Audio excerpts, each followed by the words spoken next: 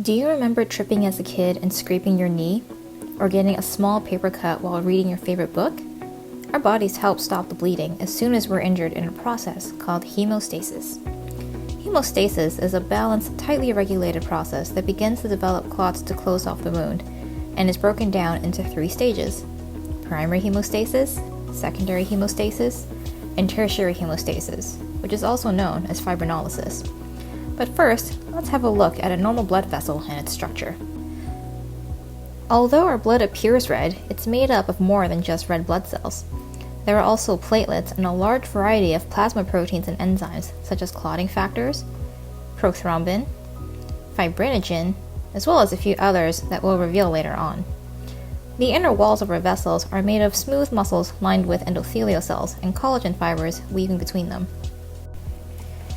Now that we have an understanding of what our blood vessels normally look like, let's take a look at the first step of hemostasis: primary hemostasis. In the first step, hemostasis is triggered with a break in the endothelium, or inner lining of the blood vessel wall. The vessel's first response is to limit blood flow and prevent blood loss by vasoconstriction. The collagen around the endothelial cells are now exposed and traps red blood cells from escaping out of the damaged vessel wall.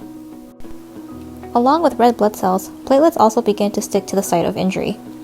The platelets are recruited by von Willebrand factor, being secreted from endothelial cells. As the platelets bind to the collagen and von Willebrand factor, they become activated. The activated platelets recruit even more platelets to the site of injury, and as they pile and stick together, they eventually form a platelet plug to temporarily seal the wound.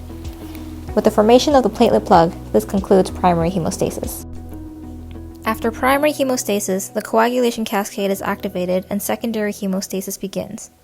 Different clotting factors are usually floating around in their inactive form, but in the presence of an activated platelet, the coagulation cascade is initiated. Through a complex interplay of reactions, the clotting factors are proteolytically cleaved and become activated. The activated clotting factors then convert and also cleave the plasma protein prothrombin into its active form, thrombin. Thrombin can further cleave another inactive plasma protein called fibrinogen into its active form, fibrin.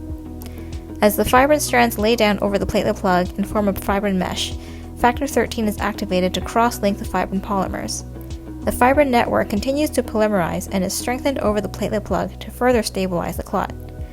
With the fibrin mesh formation, secondary hemostasis is complete. As soon as the clot is formed, the body is initiating tertiary hemostasis, or fibrinolysis, to break down the clot. This is so that it doesn't get bigger than required, and also primes the area for wound remodeling. During this stage, tissue occlusion from the platelet clot and fibrin mesh stimulate the endothelial cells to release tissue plasminogen activator proteins, or TPA. TPA activates yet another plasma protein called plasminogen, and it becomes plasmin. Now in its active form, plasmin is free to cleave fibrin polymers, dissolving the fibrin clot and creating fibrin degradation products, or FDPs. FDPs interfere with platelet aggregation, and the clot begins to dissolve.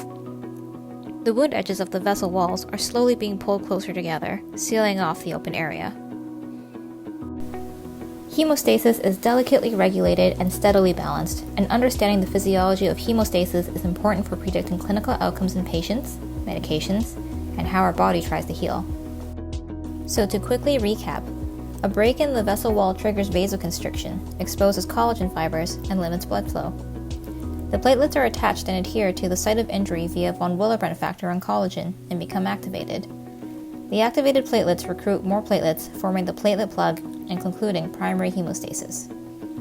The activated platelets kickstart the clotting cascade, and after many rounds of cleaving procoagulation plasma proteins, they become activated to produce fibrin as the end product. Fibrin strands lay over the platelet plug and polymerizes via factor 13, forming a fibrin mesh to stabilize and strengthen the clot. This completes secondary hemostasis.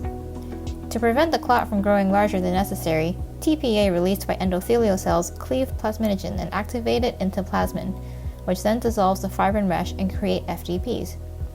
The FDPs prevent further platelet aggregation and clot formation, thus concluding tertiary hemostasis, or fibrinolysis. The wound edges slowly come together and eventually seals the open area as it heals. And voila! Through many complex physiological processes, hemostasis is our body's way to create clots to help heal our injuries.